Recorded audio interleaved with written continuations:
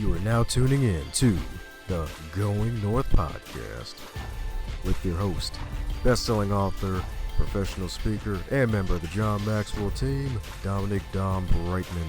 And every Monday and Thursday, we're going to hear the voice of a different author sharing their gifts, stories, and expertise to help you charge forward in life. Now let's get on with the show.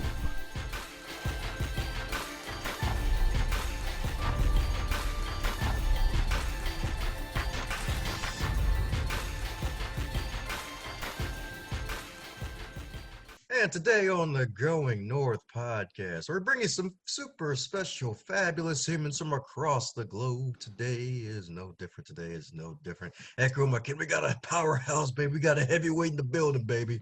We've been having a bunch of heavyweights in this wonderful show right here. And I got to thank one of the special Ks in my network, the wonderful Kim O'Neill, who stays fabulous and stays super positive. That can bring joy to anyone's day with their wonderful smile. I got to thank her for hooking me up with this wonderful human right here, because this guy right here, multiple time best-selling author, international speaker, and owner of a successful book publishing company, and he is known as the Book Guy. And with his wonderful wife, he co-authored the book 7 Steps to Successful Relationships, acclaimed by best-selling authors John Gray and Terry Cole Whitaker. And he's also authored the best-selling book Who Do You Think You Are? Discover the Purpose of Your Life, with a foreword by Chicken Soup of the Soul's Jack Canfield, baby. That's right, Mr. JC himself wrote a foreword for that book. And he's even got some more stuff cooking, because on the wonderful November 4th, he's going to launch a new book with some more fabulous wisdom and knowledge from other humans, including this guy himself. What is the Clickety-Clack? So let's give it up for the legendary Special K from the Special K tribe, Keith Leon S. How you doing today, sir? I am fantastic. Thanks for having me in. I gotta thank Kim O'Neill as well, and she's in that upcoming book as well, Kim. So get to read her wisdom. Oh, that's what I'm talking about, indeed. So it's a Clickety-Clack invasion. That's what I'm talking about. The Clickety-Clack invasion. I love it. That's right. Before the aliens, we got to have the Clickety-Clack. That's right. Well, it's so funny. I've been posting a video that says, "What is the Clickety-Clack?" And getting people to guess. And I don't think anybody's really got it yet. But the subtitle is "How to Live a Peace-Filled Life in a Seemingly Toxic World." So I thought that would help it a little bit. But Clickety-Clack, there was a good friend of mine named Fletch Rainey. He was one of our spiritual mentors many years ago, and when my wife and I started our business, and we would call him with those new business entrepreneur woes, complaining and freaking out about stuff, and he'd say, "Relax, you're in the Clickety-Clack. You're just in the Clickety-Clack." And then finally I said, "What is this Clickety-Clack you speak of?" And he said, "You know how when you have a 10-speed bike and you're riding the bike and you go to change gears and it's not quite into the gear yet, what noise does it make?" And we're like, "Clickety-Clickety-Clack, Clickety-Clack." "Oh, okay." And he said, "But you keep pedaling because you have faith that it's going to go into the next gear, right? You keep pedaling." "Yeah, we do." And then once it clicks into the next gear, then you're off into a whole new gear. It's even better than it was before. He said, "Yeah." He said, "So that's why I'm telling you right now, you're in that space in between. And if you have faith and keep moving forward, then it's going to click into the next gear. And so you're in the Clickety-Clack." And that just had a lasting impression on us. And Fletch passed a few years back. And so I figured this is a great way to continue the great work that he did in teaching people about the Clickety-Clack and get it out to the world and honor his name and keep his memory alive. Oh, wow, dude. That's freaking powerful, man. That's what I'm talking about. Yeah. So I interviewed Jack Canfield, Bob Proctor, Christy Whitman, and a whole bunch of other incredible people that are living that principle, staying peaceful in a world that is seemingly toxic around them. And so it's just going to provide a lot of tips and tools for people that want to know how to do that. How do you go to a Thanksgiving dinner and stay neutral? Right? How do you sit with family and say, "Oh, they're just loving me no matter what they throw at you. They're just loving me the best way that they know how." Like, how do you do that? So I got 20 people and me to share, how we're able to do that. It's just going to support a lot of people in experiencing what you and I were talking about before we went on the air, which is that peace that passes all human understanding.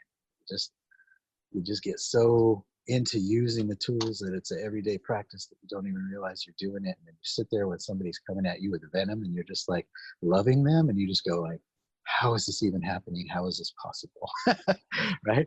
That's how.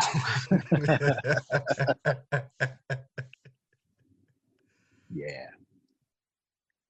Well, that's what I'm talking about. And it's definitely what folks are going to be needing. And heck, yeah, the whole Thanksgiving dinner thing, staying neutral. Yeah. Hmm. Well, I guess that's one of the moments of clarity that COVID brought to people. It's like, hey, not come Thanksgiving this year. COVID, don't want to wear a mask, So Oh yeah, that'll be a gift to many, won't it? Oh, I hadn't thought about that. It's coming right up.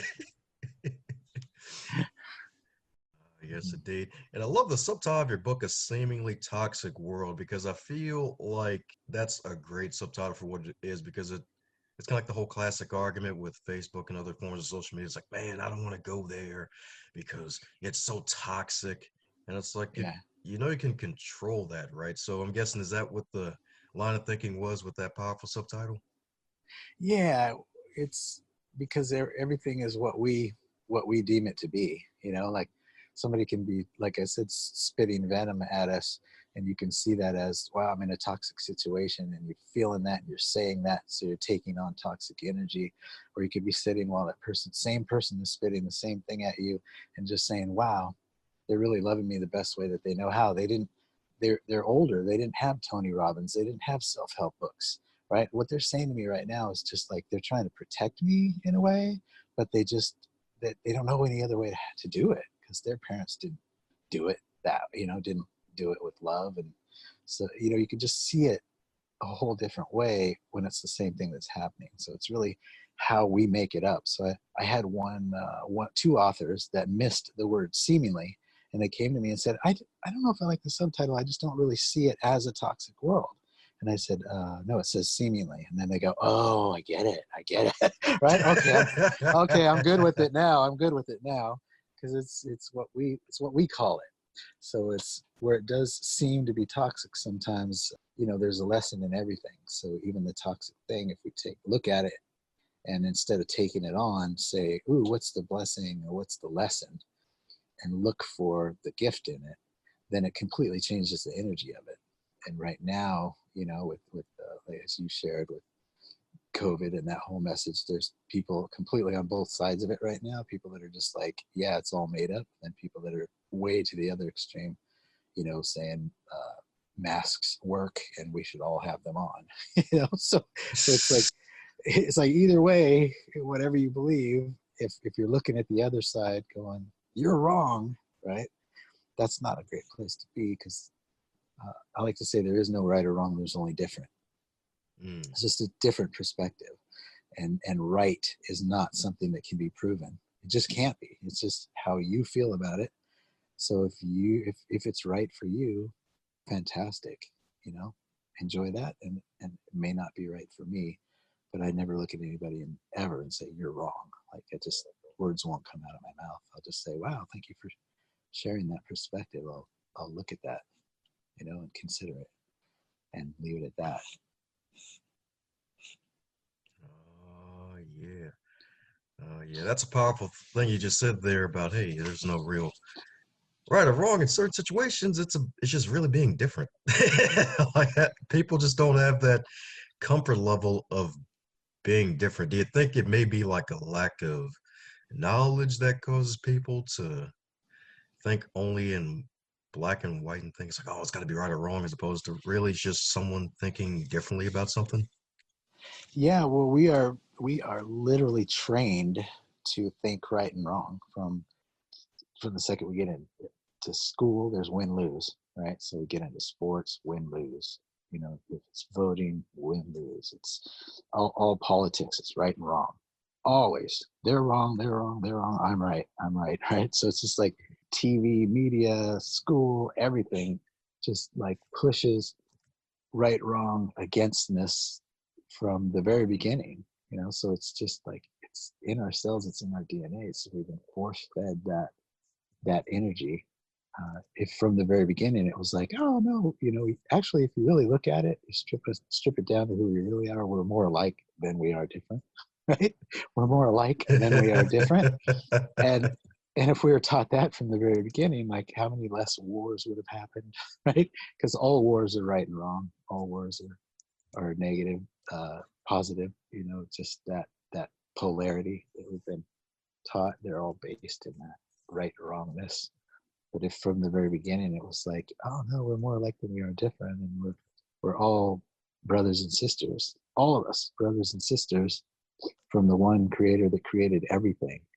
If it all started there, and then we started from that, we're all family, brothers and sisters. And if you looked at the homeless man, the black man, the Hispanic man, the Asian man, any woman, and said, that's my brother, that's my sister, what a beautiful place this would be. We'd take in the homeless person and feed them and give them a job. There's so many ways the world would be different if it wasn't that polarity that's been pitting us against each other at every opportunity since we've been born, as far as we can remember.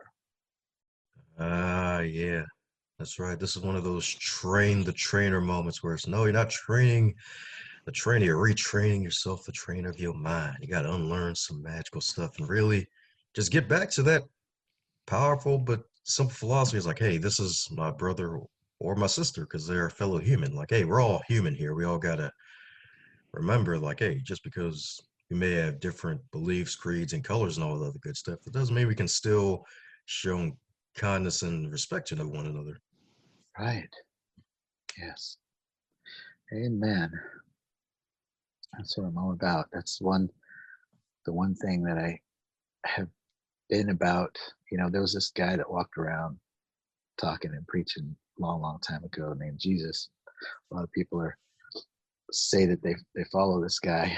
They say that they follow this guy, and then I look at their life and the way they're being with people, and I'm just like, I'm not sure that that's what he was saying or that's what he was teaching. Yep. And ever since I was a child and heard about that guy, I was like, oh, that's how I want to be. That's how I want to live. That's what I'm striving for. That unconditional love piece that he threw out, right? That's what I want to be. And I remember on my 40th birthday, my wife had surprised me with a birthday party, and then she surprised me with a book where she had reached out to all the people that love me and said, write a message for him, like write what you think about him, who he is, and how he shows up in the world. And both of my sons wrote, my father is a walkie-talkie demonstration of unconditional love. And it just hit me, man. I just cried, and I looked at it, and I was like, wow, that's true. Man, I maybe get mad in a minute, but I quickly will always forgive, and not only forgive the other person, but at one point I realized that I'm the only person that needs to be forgiven. It was, I forgive myself for judging that person, right? I can't not forgive them. They're just doing what they're doing or being how they're being. They said what they said. That's the only thing that's true. It was what I made up about it, and then I judged them, right? So I forgive myself for judging them. And so when I forgive myself, then I can get into that unconditional love piece that people speak of and few people demonstrate. Oh yeah, that's one heck of a creative birthday gift, man. That's probably your favorite birthday gift so far, right? Yeah, it sure was. It was amazing because I always kind of end every talk everything that I've done for 20 years. I always end with this piece about you make a difference in the world. So whoever's listening right now, you make a difference whether you realize it or not. And people that we're making a difference to, they forget to tell us because they just assume we know that we're touching their lives, right? And so me receiving that gift was all of them telling me the ways that I had touched their lives, and I wouldn't even have known it. So many of them I would not have even known if she hadn't asked for that gift. It's like, here's how you touch me, here's how you save me, here's how you, and I was just like, well, I didn't even know about that. And I am blessed that I speak all over the world, and I've written these books, and so people do come up and and tell me. So I get feedback all the time about how I'm making a difference. But you who are listening to this right now, you know, you may not be receiving that feedback that you make a difference. So I just want to tell you, for everybody who forgot to tell you, that you're making a difference every day, whether you know it or not. Every smile, every hello, every hug, everything you do, you could have saved somebody's life that day and you wouldn't even know it because they wouldn't tell you. They just kind of were touched by you, moved on, talked themselves out of killing themselves on the way home, and never saw you again. You just wouldn't know. So for those of you listening, I'll say it now instead of ending with it. You make a difference.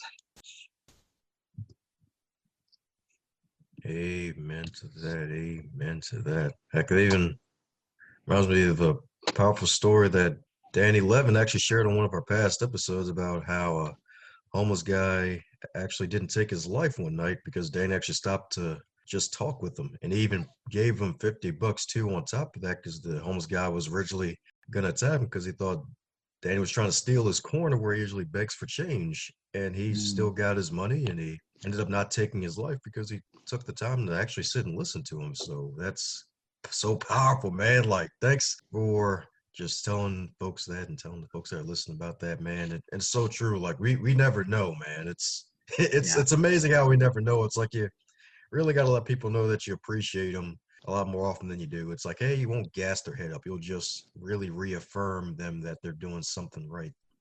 Yeah, and there's nothing worse than when, like on Facebook, it's so easy that, because we know so many people and we have so many friends on there, that it seems like everybody is leaving the planet right now. So many people are passing away, and it's just, we wouldn't even know about 80% of them if we weren't on Facebook till months later.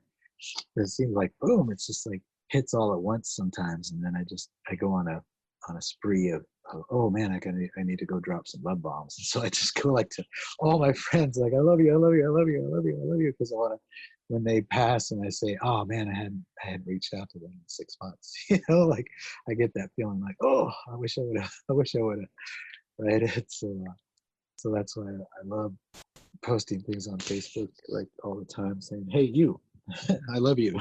If you're reading this, right? If you're reading this, I love you. Just to reach as many people as I can, so I don't have that feeling when they decide to leave this plane and go to the next. I don't have that feeling of, oh, I wish I would have. There you go. The real bombs that people should drop, the love bombs, baby. That's what I'm talking about. Yeah. The only kind we want to drop. Yeah, exactly. And wisdom bombs too. Love bombs and wisdom bombs. Yeah, you're right about that, because it's like, yeah, I love you. All right, cool. So where's the wisdom to fix this sink right here? YouTube. YouTube. Anything can be found on there. I did a radio show. I have this hybrid electric car, and I did this radio show, and it was in LA, so I left hours early to make sure I got there in time, and I ended up getting there hours early. And so I sat in the car for a while. I walked around, I did everything, and then I was like, oh, let me jump in the car, because I realized I need something from the store that's going to be important to this interview. Get in the car, won't start. Oh no, right? Won't start. Nothing I do. It just says key not detected. I'm like, no, there's a key right here. Right? I'm like, oh, I need to get a battery for this thing, but I can't get a battery.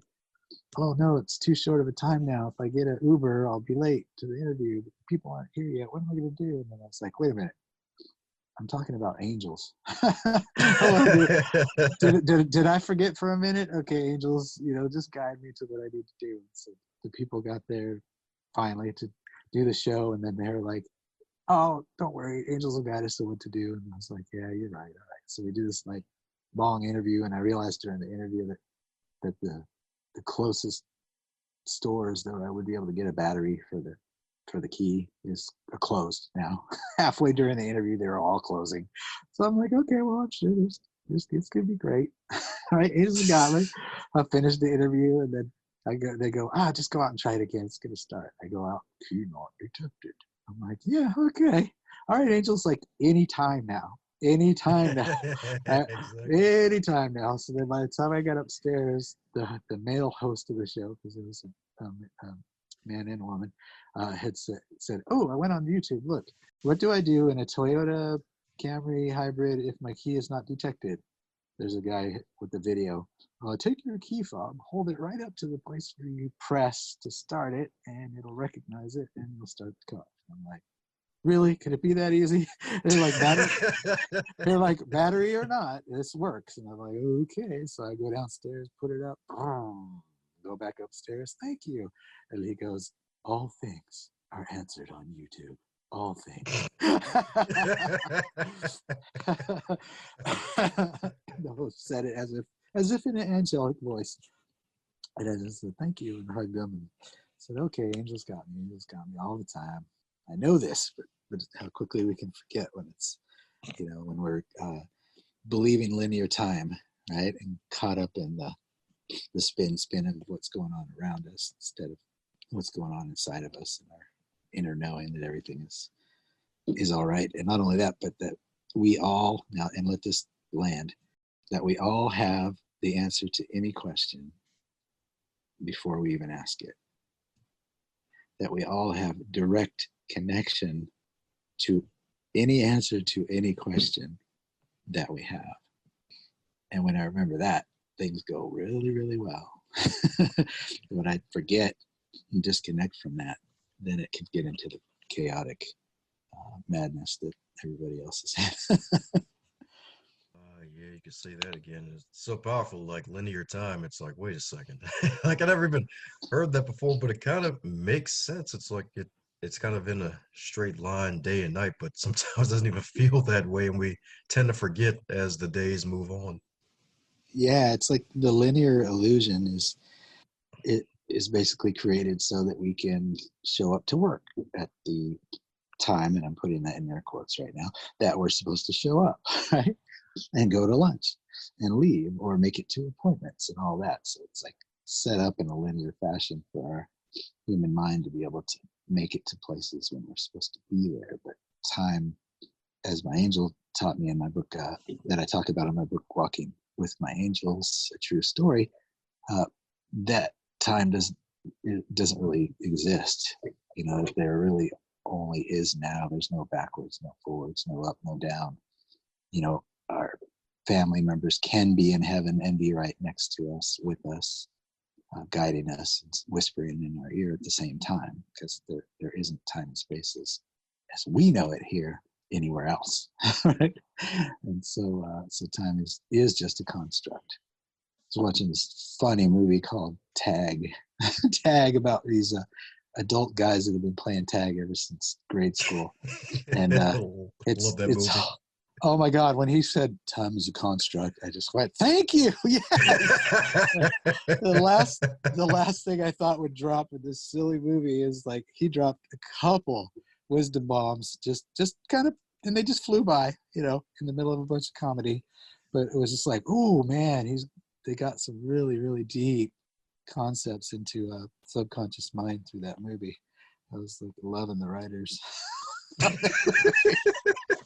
Yes, time is just a construct. I was like, yes, thank you. It is. Tag, you're it. Oh, man. Yeah, that was a darn good movie. I forgot all about Really that was. one line. It really is. I love when he goes, that's dark, but true.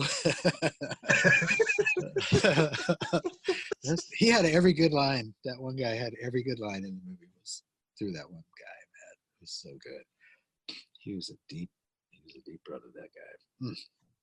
Tell you what. You got to watch the movie Tag, people. It is hilarious. You will laugh out loud, and then you'll get all this wisdom just kind of thrown in between. Oh yeah, you can say that again. That even showed the power of never forgetting play as you age, because I feel like a lot of people will tend to forget that. Yeah, and movement. And at least in May they're moving their bodies, right? They are moving their bodies, and if they kind of keep some of that movement in the rest of the year, then they live to be a lot older. It's that because rigidity is morbidity, I'm told. Ooh, I like that one. Is that a Keith Leon special? No, that's a Nunez-ism. I used to have this doctor named Dr. Nunez, and he would just throw those out all day long. He'd be like, rigidity is morbidity. And I'm like, ooh. And he had a million. We actually did a book called Nunez Isms, a little coffee table book for him to have in his office of just the things that he said. I would just capture them all every time I left. Okay, what did he say today? I captured them all. We put them all into a little book. Pretty awesome. Nunez Isms. Well, no wonder you got a book for your 40th birthday. You must have been sneaking them off to special folks in your life. Yeah, that's true. Yes, indeed. Yes, indeed. Well, my goodness, what man has been dropping all sorts of wisdom bombs for the past half hour and counting. And the thing is, it's probably not even 5% of all your wisdom. No, not even. 0.05, I think. I had so much wisdom given to me literally from an angel in my early 20s.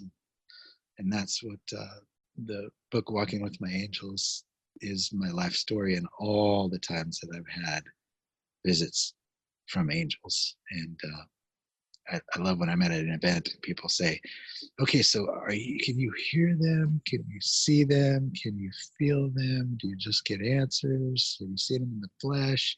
And I'd say, no matter what you say, have you? The answer is yes, right? Because I literally have seen, heard everything, every way that you can imagine it, received messages from angels, including one coming to me in a human body in my early 20s and taking me from believing in nothing to believing in everything. And the way that he did that was show me miracle after miracle. And the reason that I had to see them and hear them in all different ways is because that's how thick my skull was. That's what it took. That's what it took to get me to believe, like, is to see it and hear it in every way possible, not just one. If I had only heard them, I would have went, nah, and talked myself out of it. If I had only seen etheric, light form into an angel, then I would have just probably talked myself out of that. If I would only had that guy in the flesh come to me, I probably would have been like, did I make that up 2 years later? Just would have. But seeing them in any and every way helped me realize that what that one in the flesh told me about what my mission was, which is the work that I do now, and was told 30 years ago that I would write this book, Walking with My Angels, their title, not mine, and that it would be my true story of all my encounters through angels, and I'd be sharing with people how to contact their, I call it angels. You listening may call it inner guidance. You may call it inner GPS. You may call it instincts, gut feeling, God, spirit, universe, Allah, Jehovah. Like, it doesn't care what you call it as long as you call it. And that's one of the messages that they gave me. It's just, we are created from energy, right? Everybody can agree that we're all made of energy and that everything is energy. So what if God was energy and we came from that energy, and that energy knows the answer to every question before we even ask it, right? That energy knows exactly what we should do because we've already done it. And so because of the no time and space thing I talked about earlier, and so just because we decided to take form and drop in and try this body thing out and drop into this meat sack, right, that we call a body, right? Just because we decided to try that on does not mean that we're disconnected from the source from which we came. We actually are indeed directly connected to it. But however, the answers that we receive are based, the quality of the answers we receive are based on the quality of the question that we asked, and if we will wait for the answer. So like I teach something called sit, ask, and listen. So a lot of us sitting, right? Meditating, praying, a lot of us asking questions. And then when do we really listen long enough to receive the answer to the question that we asked? If you're like me, you're an entrepreneur, you're a ADD, you're anything, insert word, right? If you're like I was previously before I got this skill, I would ask a question, but then the next shiny thing that came along, be it a TV show, be it a person, be it whatever, I'd be off into that thing and forget all about the question that I asked. but I learned this very specific thing: sit, ask, and then listen. So when I ask a question, I keep asking the one question until I receive the answer. So if I have to ask it 100 times, or I have to sit 2 weeks without moving, waiting for that answer, I will stay in the one question till I receive the answer. And then if I've asked the question in a way that is productive, then I receive an answer that could change my whole life and could change your whole life. My second book I wrote, Who Do You Think You Are? Discover the Purpose of Your Life. I interviewed 10 people from the movie The Secret. I interviewed 64 people that you would know each and every one of them, and you'd be like, how on earth did you get those people to say yes to let you interview them to be in that book? When your first book, the first book I wrote, I had sold probably 12 copies of. I didn't know how to do anything yet. But that second book, I sat, asked, and I listened. How do I invite these famous people to be in this book in a way that is so easy for them to say yes that they will say yes? That was the question. See how direct that question was? How can I ask them to participate in a way that is so easy for them to say yes that they will say yes? And then I waited for 2 weeks for the answer to that question. And unless I was with a client in the restroom or eating, I was sitting down in that one question for 2 weeks. But when I received the answer, it came through like I was possessed. I was just like, the pen was moving and I was not even present, and it was just writing exactly what to do. And it came through, and it was a full thing that I call now an elevator email. It was a way to ask them to participate that was so simple for them to do it that they would say yes, and they did. And I asked 80 people to be in that book. I got 68 yeses out of 80 asks. Whew, wow. 12 of the okay, so 68, yeah. So I got 12 no's. 10 of the no's were from the publicist, not the actual person. The person wanted to do it, but the publicist said their book is coming out the same time as yours. They're not going to be in 2 books at once. No. So out of 80 asks, I only got 2 no's, and those 2 people just did not want to be as vulnerable as I was asking them to be. So many powerful things to unlock, like the confidence to be able to ask somebody, and heck, even the pieces that we tend to forget is like, hey, so for those who may also be hard-headed and they need to listen to that inner guidance or maybe get closer in tune with that angel in their lives, anything else you'd recommend? Because the sit, ask, and listen part is very powerful. Anything else you'd recommend? Because I'm pretty sure there's even tons more tools in your wonderful books about walking with angels. Yeah. Well, remember how I said some people call it spirit, God, universe, angels? There's a million names for it. Well, some people also call it first instinct, right? And first instinct is always right.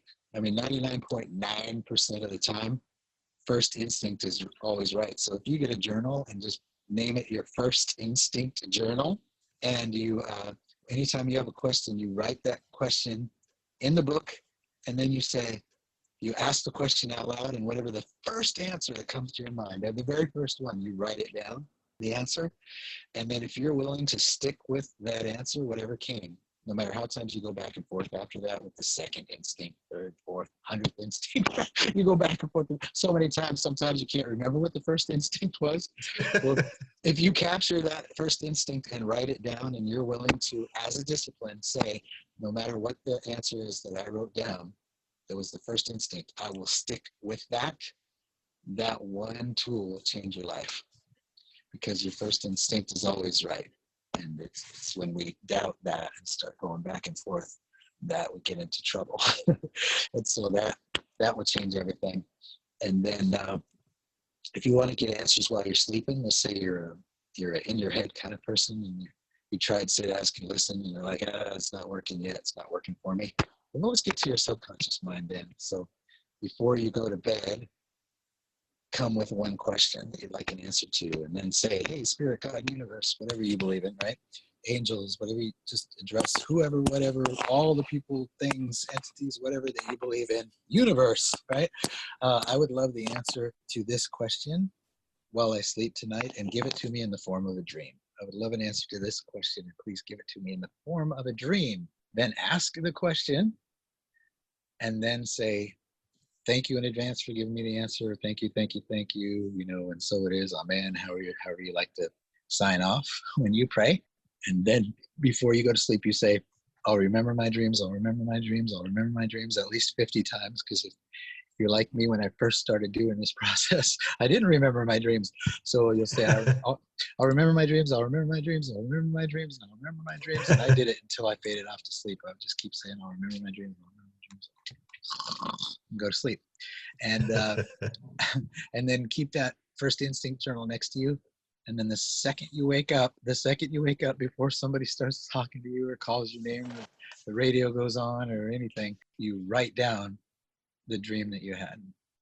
So if you're a man and you get up in the middle of the night to go to the bathroom, right before you go to the bathroom, write down the dream that you had, come back, ask the question again, and go back to sleep.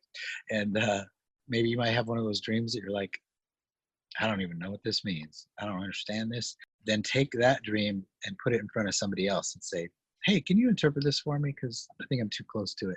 Here's what I asked, and then here's what happened. Here's what I received. And that other person will be able to see it because they're not in your story. They're not in your drama, any of that. They'll just go, oh, well, clearly that means this. And you'll be like, oh, okay. So that's a way to get answers while you sleep from the part of you that always knows the answer to every question. Definitely agree with you right there. And that's so darn powerful. Heck, a first instinct journal. That's what I'm talking about. Yeah. Yes, indeed. Yes, indeed. Well, coming down the pike here to the magical question that every guest gets to receive, and that is if you're to wake up tomorrow and you're 25 again, but this time in 2020 with no pandemic, but you get to keep all of your knowledge and experience, what advice would you give to yourself? Wow. Love everyone as if they were your family, and trust your inner knowing. Trust your inner guides. Woohoo! That's what I'm talking about right there. Trust your inner guides right there. Trust them. That's right. They could be six-pack abs. Just trust them. They know the way. That's right. That's right.